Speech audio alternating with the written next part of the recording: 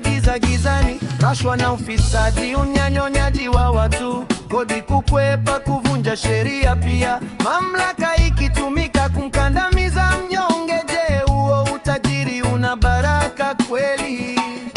Bilionea, bilionea, pesa si kila kitu, ukipata mali usipoteze utu. Bilionea, bilionea, dunia itakuliza, ulitajirika vipi? Nani alilia? Bilionea, pesa si kila kitu, ukipata mali usipoteze utu. Bilionea, bilionea, dunia itakuliza, ulitajirika vipi? Nani alilia?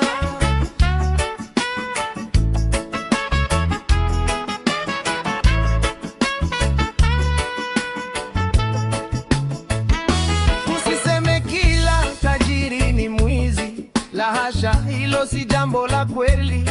Wapo waliofanya kazi kwa bidii, wakajenga biashara kwa njia halali, lakini tunapoyaona madeni ya maskini, watoto wakikosa chakula na elimu, wakati wachache wanazidi kujitajirisha, lazima tuulize, mfumo huu unaendaje?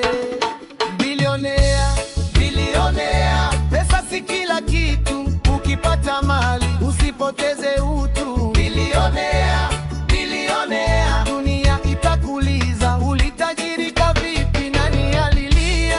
Bilionea, pesa si kila kitu, ukipata mali usipoteze utu. Bilionea, bilionea, dunia itakuliza, ulitajirika vipi? Nani alilia? No more corruption, no more exploitation. Haki kwa maskini, haki kwa kila mmoja.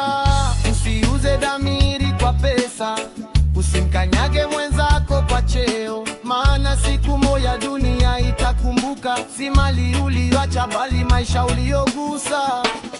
Bilionea, bilionea, pesa si kila kitu, ukipata mali usipoteze utu. Bilionea, bilionea, dunia itakuliza, ulitajirika vipi? Nani alilia? Bilionea, pesa si kila kitu, ukipata mali usipoteze utu. Bilionea, bilionea, dunia itakuliza, ulitajirika vipi? Nani alilia?